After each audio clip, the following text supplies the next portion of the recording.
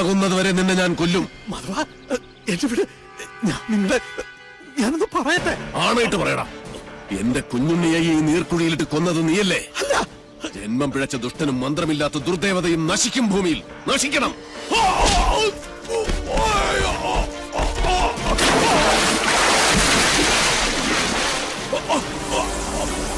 നീചൻ നീതിയുടെ ശാസനകൾ അനുസരിച്ചേ പറ്റൂ. നിശ്ചയിക്കപ്പെട്ട മരണമാണ് നിന്റേത്. കൊണ്ടുപോയിക്കോളൂ. കൊണ്ടുപോയി തിന്ന സാവിത്രി നിന്റെ മകനെ.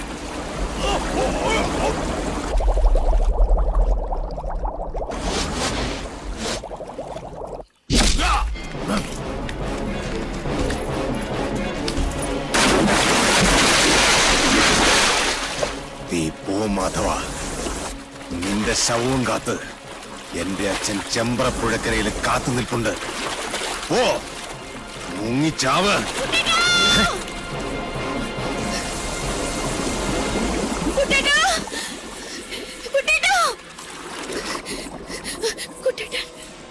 കുട്ടേട്ടനോ? അവിടെ കാണും. അല്ലല്ല, അവിടെ അവിടെ അവിടെ അവിടെ. ഹേയ്, വടക്കിനി കാണും. വടക്കിനി അല്ല, തെക്കിനി തെക്കിനി തെക്കിനി. ഈ ഭൂഗോളം മുഴുവൻ പോയി തരേ. നെല്ലൂർ മനക്കലെ ഇല്ലത്തമ്മേ, തൃശൂലമേന്തിയ നിന്റെ കുട്ടേട്ടൻ മരിക്കാതിരിക്കണമായിരുന്നെങ്കിൽ അവൻ എന്റെ മുന്നിൽ വരാതിരിക്കണമായിരുന്നു. നാളെ രാവിലെ പുഴയിലിറങ്ങി തപ്പിയാ മതി. അപ്പോഴേ പൊങ്ങൂ ചത്ത ചണ്ടികൾ.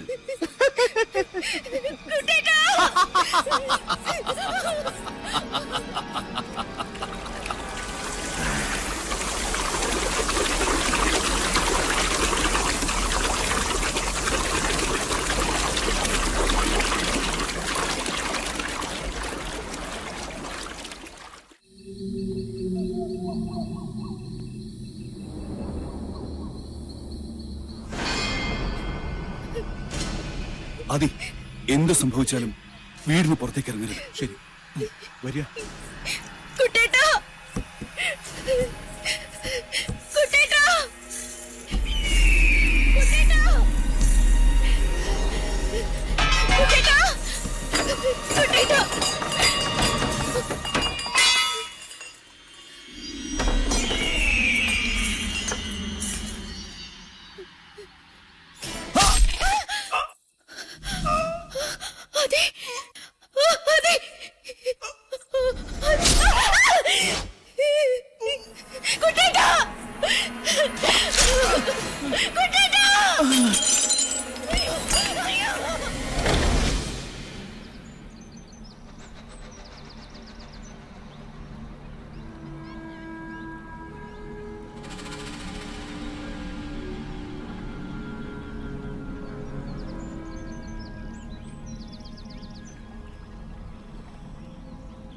കൊച്ചമ്പ്രാൻ അംഗം ജയിച്ച് ഇപ്പം എത്തും തിരുമേനി. എന്നിട്ട് എവിടെയോ വിജയജ്യോതി? കൈപിഴയ്ക്കാതെ കാര്യം നടന്ന അച്ഛനെ അറിയിക്കാൻ അക്കരെ നിന്ന് ടോർച്ച് തെളിയിക്കാന്ന് പറഞ്ഞാണല്ലോ ഗിരീശൻ. ഇക്കണ്ട നേരമായിട്ട് തെളിഞ്ഞില്ലേ ആ ജ്യോതി? അത് ഇപ്പൊ തെളി കണ്ടോളൂ.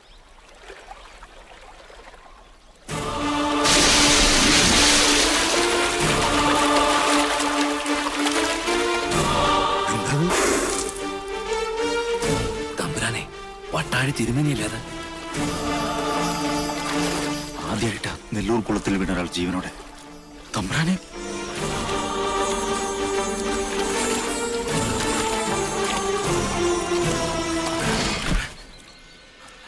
അയ്യോ കൊച്ചമ്പ്രാൻ. തമ്പ്രാനെ എടുത്തോ മോനെ. ജയ ജയ ജയ. വിളിക്കണ്ട, വിളി കേൾക്കില്ല. മഹാഭാവി, എന്റെ മോനെ നീ എന്ത് ചെയ്തു? എന്റെ കുഞ്ഞുണ്ണിയെ കഴുത്തറുത്ത് കൊന്നതുപോലെ ഈ ദുഷ്ടനെയും കുളത്തിലിട്ട് കഴുത്തറുത്ത് കൊന്നു മണിയൻകൂട്ട് സാവിത്രി.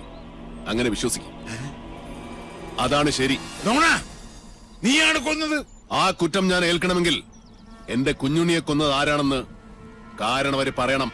സാവിത്രി? ചെമ്പ്രയിലെ ആ പഴങ്കഥ ഞാനായിട്ട് തിരുത്തുന്നില്ല. പക വീട്ടിയല്ലേ? പക വീട്ടാനുള്ളതാണ് മൂപ്പരെ. ഉച്ചയിൽ ഉപ്പോളം ബുദ്ധിയുണ്ടെങ്കിൽ ഒഴിഞ്ഞു പോകുന്നതാണ് നല്ലത്. എന്റെ ജീവനിൽ ഇടപെടരുത്. ഇതുകൊണ്ടൊന്നും തീരില്ല. കാരണവരെ, എന്റെ കുഞ്ഞുണ്ണിയെ കൊന്നതിന്റെ കണക്ക് ഞാൻ ചോദിക്കാൻ പോകുന്നതേ ഉള്ളൂ.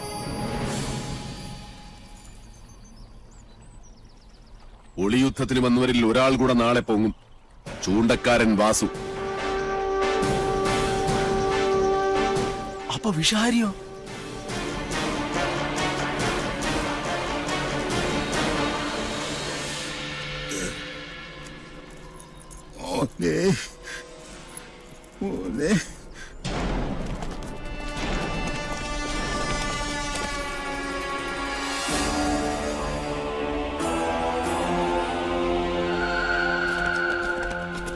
ഇന്നലെ രാത്രി താനോടുണ്ടായിരുന്നു.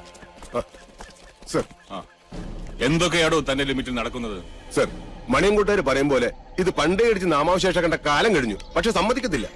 എവിടോ തന്റെ വാസ്തുശില്പി? അകത്തുണ്ട്. സാറേ, ഇവനൊരു മുഷ്കന. ഞാൻ നേരത്തെ ചോദിച്ചപ്പോ ഭജനയിലോ ഭണ്ഡാരത്തിൽ ഇരിക്കുകയാണെന്ന ഈ കയ്യാളം പറഞ്ഞത്. ആദ്യം സാക്ഷി വിസ്താരം, പിന്നെ മതിയുടെ ഗുരുമുഖ ദർശനം. വാ അഗസ്റ്റിൻ, ഈ പട്ടേരി പയ്യനെ കൊണ്ടുപോ. സ്വാമി വാ. കരയണ്ട. ഇന്നലെ എന്താ ഇവിടെ സംഭവിച്ച കുട്ടിയെ? സത്യത്തിൽ ആർക്കാ കൈപ്പട പറ്റിയത്? രണ്ടാം സാക്ഷി മിത്ര കൊച്ചമ്മ എവിടെ? വെളുക്കുമ്പോ തന്നെ കുട്ടിയുടെ മിത്രടുത്തി വീട്ടിലേക്ക് പറഞ്ഞു വിട്ടു. അനിയന്റെ കണ്ണിലുണ്ണിയെ ഞങ്ങൾക്ക് വിട്ടുതന്ന് വീട്ടുകാരിയെ സേഫാക്കി വിട്ടുവെന്ന് നാട്ടുകാരിനി പറയും. വലുതാത്തൊന്നും പറയരുതേ. ഏട്ടത്തിക്ക് വിഷമം കൂടിയിട്ടാ പോയത്. മുതുകിൽ മാത്രമല്ല തലയ്ക്കും കുത്തിയിട്ടുണ്ട്, വലതു ചെവിയുടെ ഭാഗത്ത്. പിന്നിന്ന് മാത്രമല്ല കുത്തി വീഴ്ത്തിയത് അല്ലേ?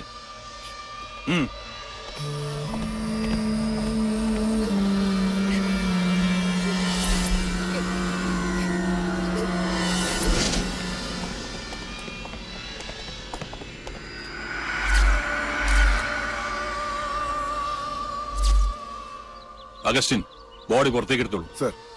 കാര്യങ്ങൾക്കൊക്കെ ക്ലാരിറ്റി ആവുന്നത് വരെ സംഗതികളൊന്നും സിമ്പിളായി എടുക്കണ്ട. Yes sir.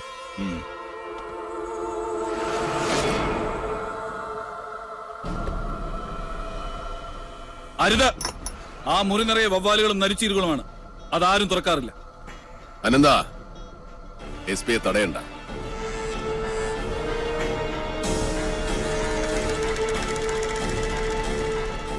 Mister SP, Nellore മനയിൽ ഒരു ശവം കൂടെ വീണ് കിടപ്പുണ്ട്. ശവമോ? ആരുടെ? ഇന്നലെ രാത്രി എന്നെ കൊല്ലാൻ വന്നവരുടെ കൂട്ടത്തിൽ ഒരുത്തൻ വഴിതെറ്റി കയറിയത് ആ മുറിയിലേക്കാണ്.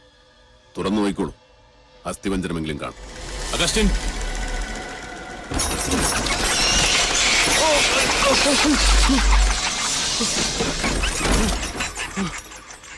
ജീവിക്കാൻ അർഹതയില്ലാത്തവരെ ആർക്കും രക്ഷിക്കാൻ കഴിയില്ല. നീചന്മാരുടെ മരണത്തിൽ സജ്ജനങ്ങൾ ദുഃഖിക്കാറില്ല.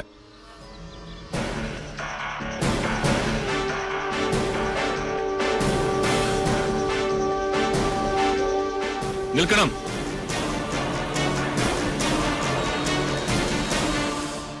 പട്ടാഴി തമ്പുരാനെ കണ്ട് കൈ തന്ന് സലാം പറഞ്ഞ് തിരിച്ചു പോകാനല്ല ഞാൻ വന്നത്. ഈ മരണത്തിലൊക്കെ നിങ്ങളുടെ കൈയില്ലേ? എനിക്ക് നിങ്ങളെ സംശയമുണ്ട്. സംശയിക്കണം സാർ. എല്ലാ സത്യാന്വേഷണങ്ങളുടെയും തുടക്കം സംശയത്തിൽ നിന്നാണ്. സംശയമല്ല, സത്യമാണ്. പ്രതികാരം ചെയ്യാൻ പട്ടാഴി മാധവൻ തുനിഞ്ഞിറങ്ങിയാൽ ആർക്കും തടുക്കാനാവില്ലെന്നറിയാം. ഇനി എത്ര ശവം കൂടി വീഴാനുണ്ട് ചമ്പ്രയിൽ? മീരാൻ സാഹിബ് വരണം. തുളസി, ഊണിന് ഏമാനുണ്ടാവും. ഇല്ല തമ്പുരാൻകുട്ടി, അത് പറ്റില്ല. ഇന്ന് SP ക്യാമ്പ് ഇവിടെ. ഇല്ലത്തെ ചോറ് ഞാൻ ഒരുപാട് ഉണ്ടിട്ടുള്ളതാ. പരിചയമില്ലാത്തവരുടെ മുമ്പിൽ വെച്ച് ഞാൻ തമ്പുരാൻകുട്ടിയോട് പരിചയക്കേട് കാണിച്ചു, പോലീസ് കളിച്ചു. തമ്പുരാൻകുട്ടി ക്ഷമിക്ക. ഇതിലൊന്നും ഒരു കാര്യമില്ല. സീസറിനുള്ളത് സീസറിന്, കാഫറിനുള്ളത് കാഫറിന്. കുപ്പായമിട്ടാൽ എല്ലാ മുഖവും ഒരുപോലെ കാണണം, അതാണ് ശരി. ആ കുട്ടിയോട് എന്ത് തരക്കാരെന്ന് അറിയാത്തതുകൊണ്ട് ഞാൻ ഏത് തരക്കാരനാണോ ആ തരക്കാരായി വളരാനാണ് ഞാൻ അവരെ പഠിപ്പിച്ചത്. പിന്നെ SP എന്താ അറിയേണ്ടത്? എല്ലാം വിശദമായി പറഞ്ഞുതരാം.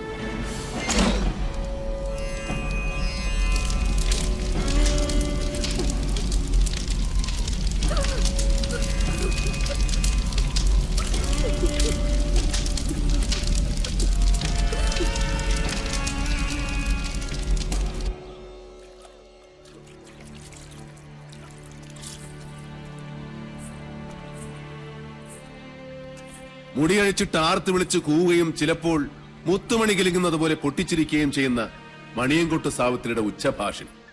എന്താ അത്? ബാവൂരി മഹാറാണയുടെ ശില്പശാസ്ത്രത്തിൽ ഇതിന് പഞ്ചയന്ത്രം എന്ന് പറയും. പഞ്ചഭൂതങ്ങളെ പ്രീതിക്ക് വേണ്ടി ഭവനങ്ങളിൽ സ്ഥാപിക്കേണ്ട യന്ത്രം. ആരുമറിയാതെ യന്ത്രത്തിന്റെ വായിൽ ഉളിയന്നൂർ തച്ചൻ ഒരു ജാലവിദ്യ ഒളിപ്പിച്ചു വെച്ചു.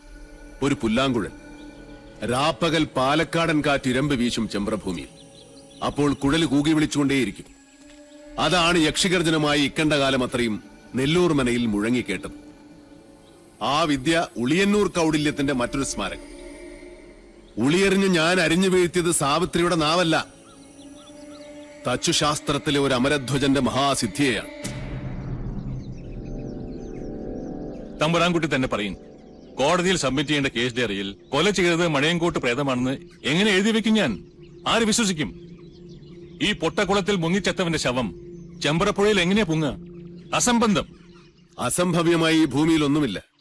നെല്ലൂർ മഠം പണിതത് വടക്കൻ തച്ചുശാസ്ത്രത്തിന്റെ കർമാധികാരിയായ ഉളിയന്നൂർ തച്ചനാണ്. ഇതിൽ ആര് വീണാലും അവന്റെ ജഡം പുഴയിലേ പൊങ്ങൂ. ഒരു പോലീസുകാരനും അതിൽ സന്ദേഹം വേണ്ട. എന്നുവെച്ചാ അളവ് തെറ്റിപ്പണിയിച്ച അരക്കില്ലമാണ് നെല്ലൂർ മന.